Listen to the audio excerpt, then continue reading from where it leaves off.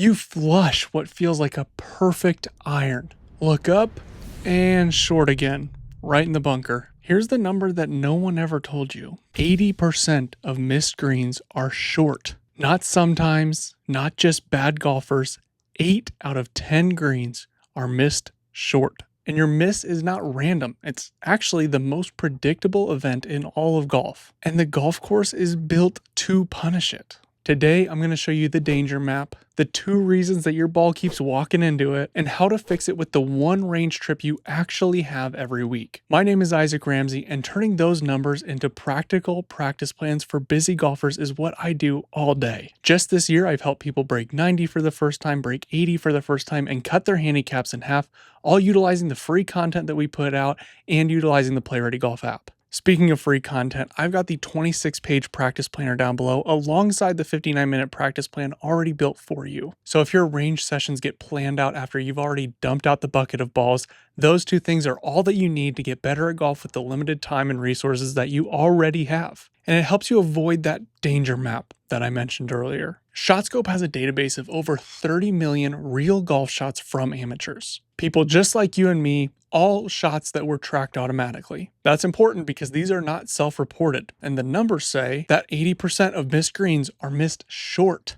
Now, if we expand that out to a real golfer, a 20 handicap averages about 4 greens per round. That means that there are 14 missed greens, and it means that there are 11 greens that are missed short. Now, why is that important? Don't you not want to be long of flags or short-sighted? 72% of sand penalty areas or water penalty areas sit short of the green. Only 28% is sitting to the sides or behind. So the most common miss in golf lands in the most defended part of the property. And that's not like bad luck. It doesn't just happen to be that way. This is how these golf courses are designed. It's kind of like a casino. The house isn't cheating. The house just knows your tendencies better than you do. So now the question becomes, why do we keep coming up short? There are 2 reasons, and neither has anything to do with your swing. Reason number 1, the yardage in your head is a highlight memory. The nice thing is, Arccos tracks all this stuff and has been tracking it for years. Their data shows that scratch golfers cover 94% of the distance on an average approach shot. So for example, on a 100-yard shot, they're on average going to cover 94 yards.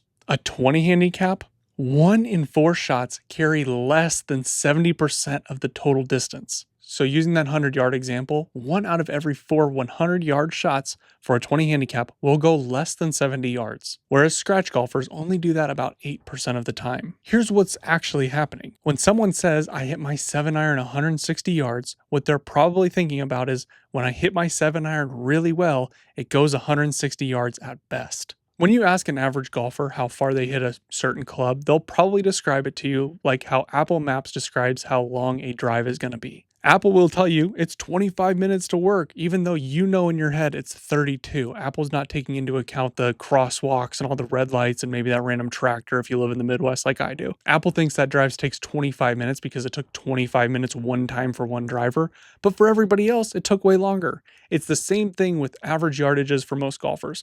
One time your 7-iron went 160, but the other times it probably went 145. And if we know that trouble is going to be short, why are we playing right into the course's hands? So the yardage in your head is your best strike. The yardage in these databases is your average one. And let's be real, the course only cares about the average one because that's what's going to show up. Reason number 2, even if you pull the right club, you're going to pay some kind of strike tax. Golf Laboratories put irons on a swing robot for Golf Digest. They use the same swing with the same club, they just moved the strike location over to the toe. The toe strike location lost about 12 yards of carry. 12 yards is a full club. So even when you pull the right club, a slight mishit is going to bring that average back down. And how often are you hitting a perfect shot? Now, 1 and 2 work together because you hitting it shorter than you think you do and these mishits probably coincide a little bit. Adam Young, who is a complete expert in this space, who wrote the practice manual, boils down a flush iron shot into 2 things: where the club meets the ground and where the ball meets the face. Not positions, not what your swing looks like on video, simply contact. Now, ShotScope and Arccos data comes directly from their members, and these are committed golfers. I mean, they're tracking every single shot.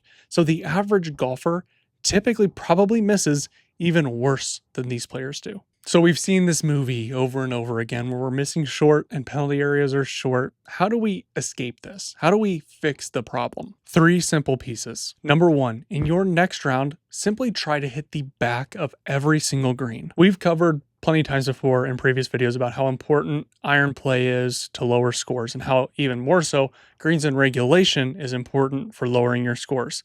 So if we know that you're probably not missing many greens long, actively try to miss one long. It's kind of like the Goldilocks thing. Let's go a little too soft, a little too firm, then just right. Well, we've already tried too short. We haven't tried too long.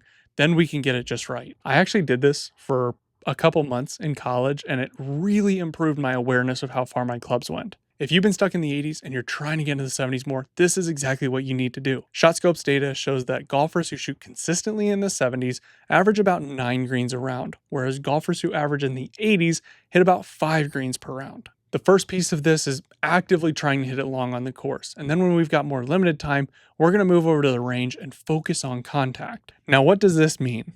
Once again, we're going to lean back into the Goldilocks method. Hit 2 off the heel, hit 2 off the toe, hit 2 out of the center. I go back to the story of when I was learning how to drive all the time and my mom felt like I was on the right side of the lane. You don't know what the middle feels like until you've been kind of on the right and kind of on the left. Same deal here. You're not going to know what a center strike feels like or how to fix an off center strike unless you can do them all on purpose. So 60% of our practice is going to go to that. If you've got even less time, I think chipping is a great way to train yourself on how to make solid contact. Now, 30% of our time is going to go to calibrating, making solid swings to real targets and writing down our average carry. You can also do this in a simulator, but what I will caution you against is just pounding 7-iron after 7-iron after 7-iron. If you're going to hit the same club over and over again, at least try to change targets so it's a little bit more realistic. Because when you get on the golf course, you're not going to have the opportunity to hit a second 7-iron. And then 10% of our practice time is going to be just random target practice. You can utilize the Play Ready Golf app for this. This is exactly what it's built for. Taking the limited time that you have, whatever resources that you have, and the current skill level that you're at, and building out a plan that's just for you. And it does it for free for 7 days, and then it's just $15 a month after that. The third piece to this is just tracking one stat. So keep your score, and then keep your greens in regulation. So if you're not using some kind of app to keep your stats already, and you're not really a stats person, just keep greens in reg. Or even better, keep greens in reg from inside 150 yards and outside 150 yards. What we've seen in millions of shots is that when you hit more greens in regulation, your scores just drop. Most golfers think that they are inconsistent. What we see in this data is you are not inconsistent. You're just short a lot. And short is the one place the course is designed to punish. But it's also the one place that you can avoid without ever fixing your swing, whatever that means. Simply aim where the architect didn't. And whether you're wanting to just make the most of an hour, build out a practice plan yourself, or have a practice plan built out for you, all those links are going to be down below. And if you want to know how many greens are between you and the next level, I did the math on how you can become a scratch golfer. So go watch that video next.